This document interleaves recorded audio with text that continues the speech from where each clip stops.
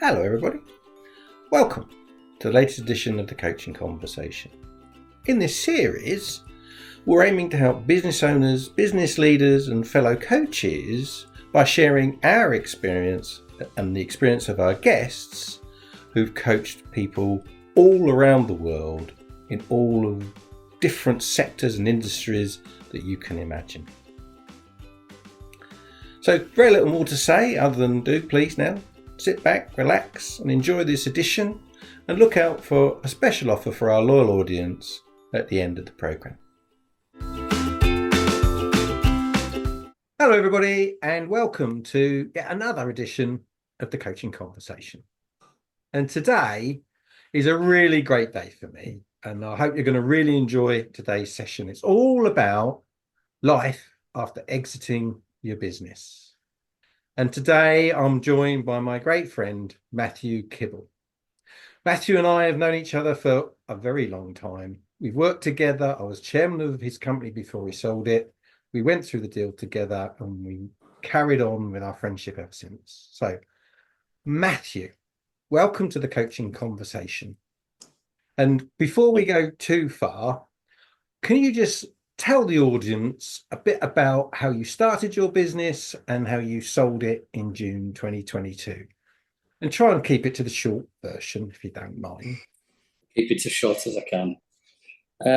I started off as an owner-driver with one truck in 1999. It always been my ambition to have my own business. I never thought I'd get to where I got. I grew the business up until 2005 before buying my first company. That doubled my size overnight. I then moved premises to Nelson, where I continued to expand. In 2015, I bought Shakespeare Transport down in Kent. And then I bought Full Force Logistics in Coventry in 2018, before amalgamating them all and eventually selling in 2022. Thanks, Matthew. Your dream at that point was to grow what became MKT Logistics. Having sold the business, which is most entrepreneurs' dream, was it the dream for you? Yeah, it has been tough in a lot of ways. I see it as part of my journey through life. It was never about retiring. It was more about a redirection in life. Transport's a tough gig. There's lots of stresses every day, and it was about finding something a little bit easier. It doesn't end the day you sell the business either. It depends what you agree with new owners. I agreed to stay on in the business for 5 years. My business sold quickly. As you know, the process can take up to 10 years. But I was 47 when I sold, so agreeing to 5 years at the time didn't seem too bad. But we'll talk a little bit more about how that's gone later. So, ignoring financial security or anything to do with money, what do you value most now that you've sold up? It's time. It's having time. You don't realise how much time and effort you put into a business. When you do it day in, day out, you just do it. If it's 7 days a week, so be it. You don't stop when you go home. You're always thinking about the next thing. I've still got a little bit of that with me. I still lie awake at night. You don't suddenly start sleeping at night. It's allowed me to travel. Most people do it in the younger years. I wanted to do it in my latter years when I'd got my finances behind me. So we travel quite a bit. I get to spend more time with my family. And see them. They're growing up fast. I've got some restored trucks that I've had for a number of years, which I never got time to do anything with when I was running the business. So I've now got a unit here where I keep them. I can take them out a bit more And I've also just finished this office, which has been a nice little project for the last 6 months. So it's allowed me time to do different things, which I've enjoyed. It's been good. If you look at it the other way round, immediately after the sale or following the sale, what were the biggest challenges for you? Uh, there were a number of challenges. Like I said, agreeing to stop on for a period of time was one challenge. At the same time as running MKT, I set up my new company, Project Venice, which was buying commercial property to rent out, which also added to the stress of what I was going through at the time. I don't think I realised how much stress I was going through at the time, but looking back, you see it. So I was running a business, I was trying to work out what the new owners wanted, and I was trying to set up my own new business. And also, as a business owner, we had approximately 120 staff. I've run that for over 23 years. You're a major player. You know a lot of people. You're dealing with a lot of things day in, day out, and then effectively, when you sell your business, you become a nobody. I know it sounds funny, but you do, and it's a strange feeling. It is a very strange feeling, and it was a massive challenge, was that? I can echo that. I understand exactly what that means. Yeah. Um, do you think those challenges for you, that the sudden realization, the extra time, the reality check, are they unique to you, do you think, or perhaps more common for anybody who's thinking of selling? Perhaps this would be a good wake-up call, a little heads up. No, I think with most entrepreneurs, if you're wired that way and you think that way, I don't think it's unique to me or my industry. I think it's just if you're wired that way, you constantly thinking about things. I've spoken to many people over the years about selling, and I thought I was mentally prepared for what was to come in selling the business. I thought I was prepared, but in looking back, I wasn't. It is easy to lose your sense of purpose, worry about finding a new purpose in life. What am I going to do with all this time? Um, I, I think I added to my pressures myself of trying to find that purpose too soon after the sale. So I added more pressure onto myself. Um, and I honestly believe that it's the reason that some people don't sell the business, because the fear of the unknown. What is my purpose going to be?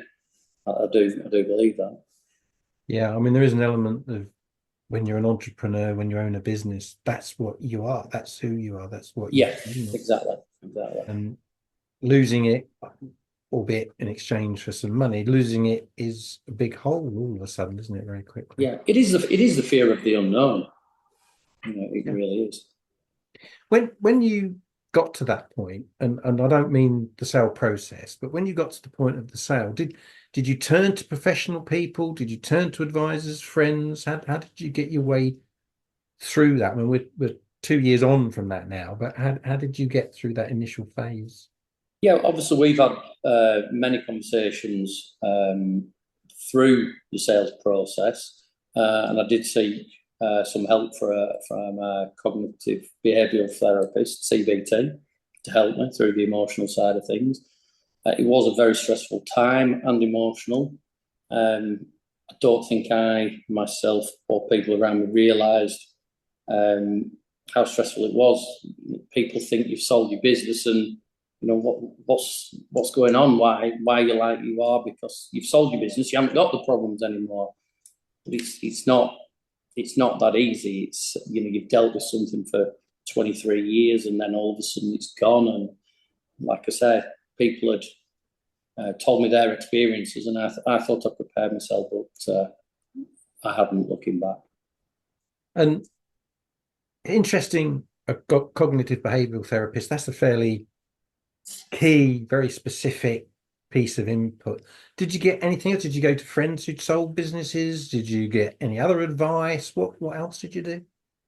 Yeah, I'd spoken to people over the years that had sold businesses, and they said, "Oh, it'll take you 2 years. It's a difficult period. You're sort of giving away a big part of your life.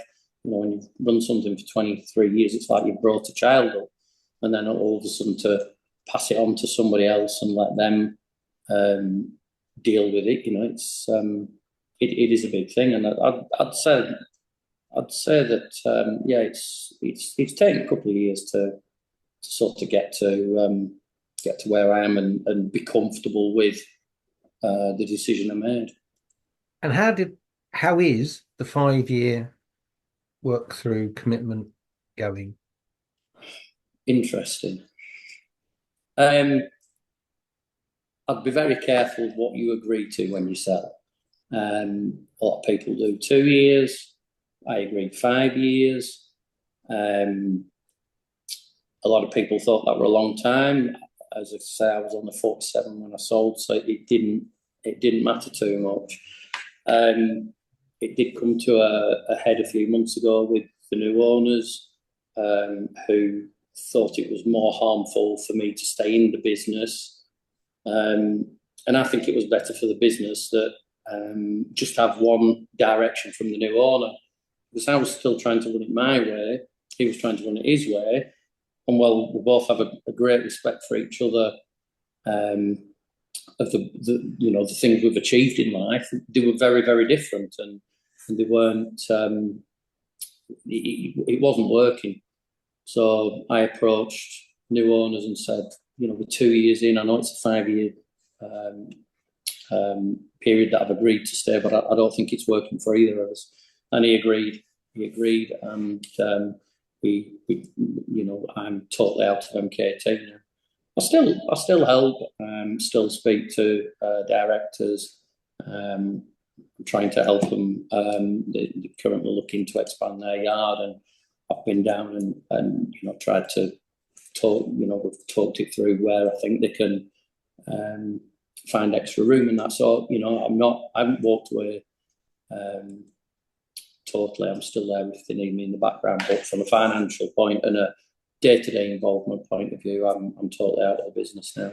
Yeah, I would like for the audience to understand that this is an entirely friendly agreement between you and the new owners. I mean, I happen to know the detail of it, so it's not as though you fell out. It's not as though there was a No, absolutely. tussle.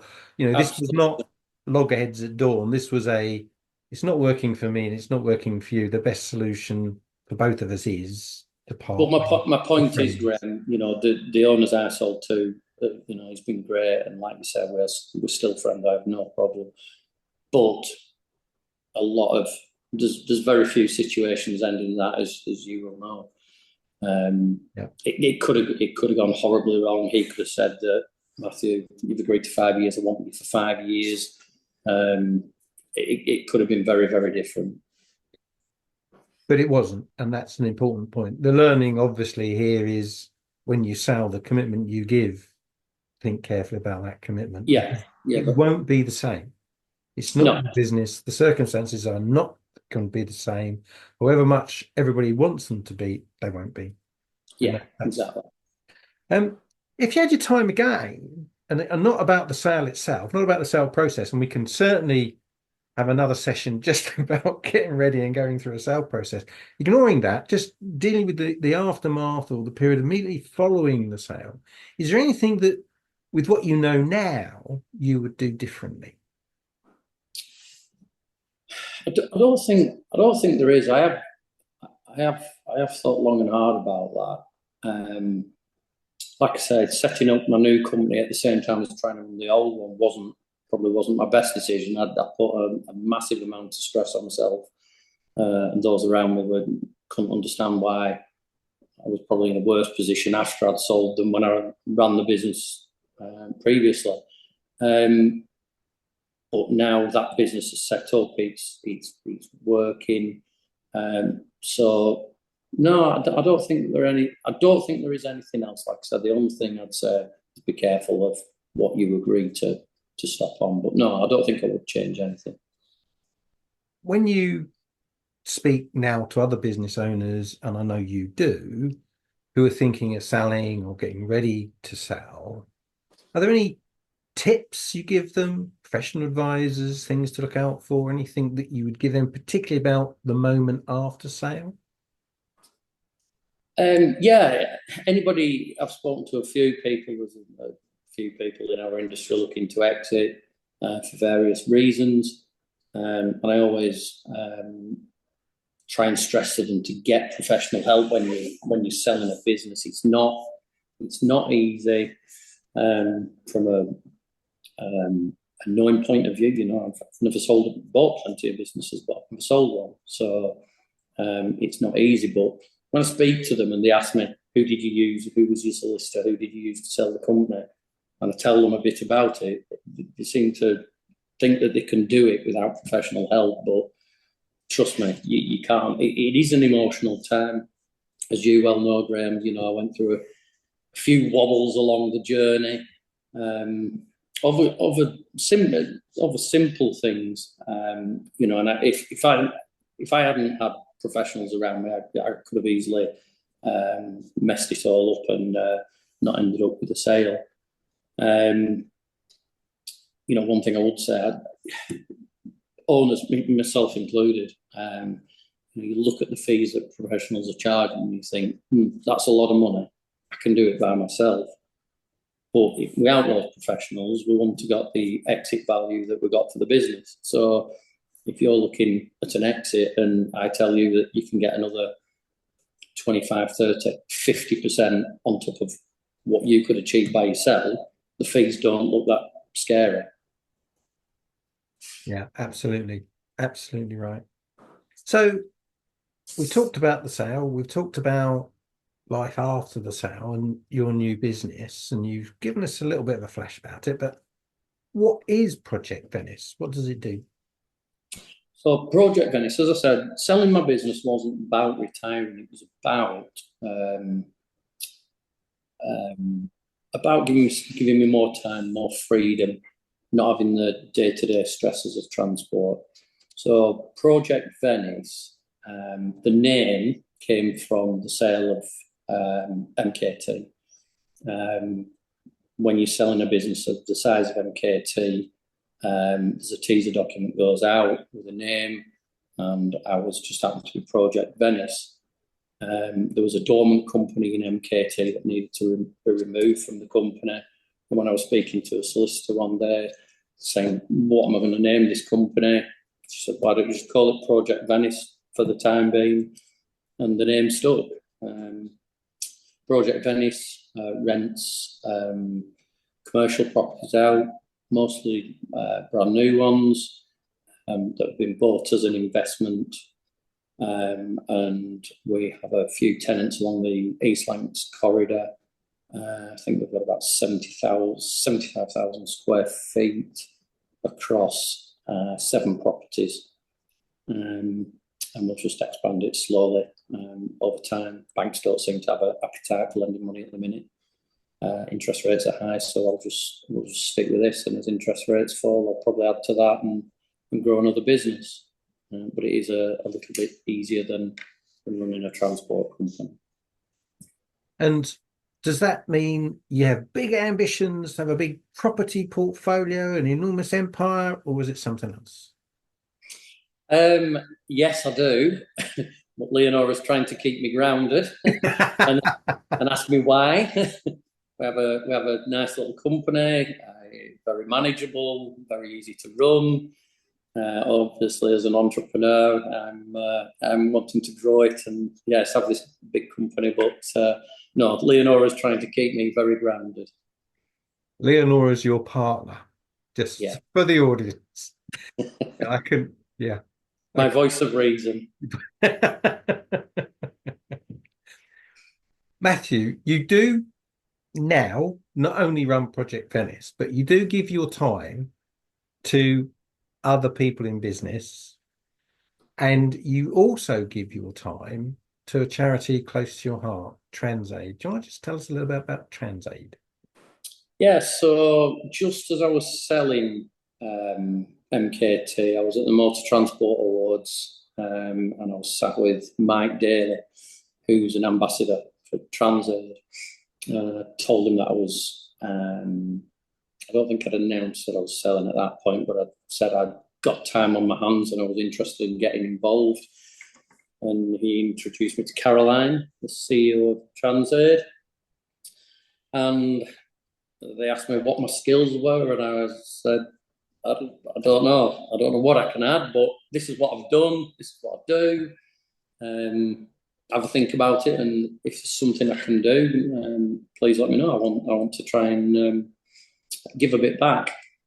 So off the back of that, they came up with. They thought it'd be good if I went to Africa to the National Institute of Transport in Tanzania and gave some lectures on building MKT and trying to inspire the students over there into running their own businesses.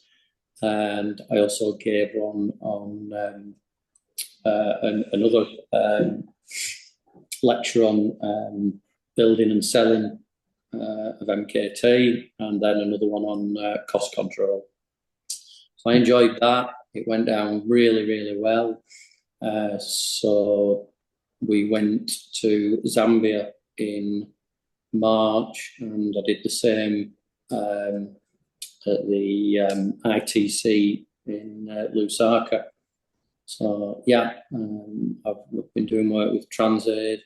Leonora has a healthcare background; she's a nurse, and obviously Transaid is transport and healthcare. So the two go hand in hand, and we've both been out to Tanzania and Lusaka, and yeah, it's a charity. It's a charity close to our hearts. We really enjoy working with them. They do a lot of good work. It's very simple stuff. It's very simple what they do. You know, the bicycle ambulances and things like that. Out in the remote areas, and obviously the training and working with to improve on road safety and training.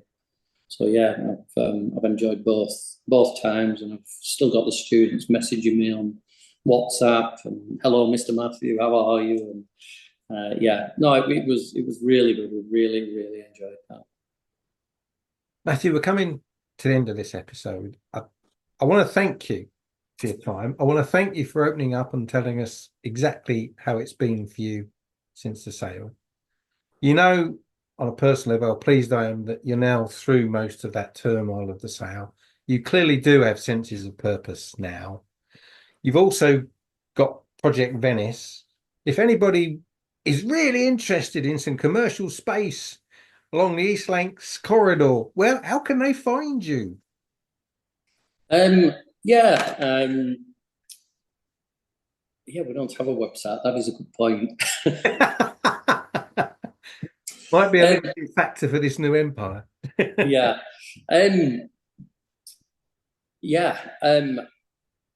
I'm available. I'm available to help. I currently help friends and try and mentor people, and just advise. I'm not being funny that I've had advice over the years of professionals that turned out to be not that professional. And I've had a number of folk, not just in transport, in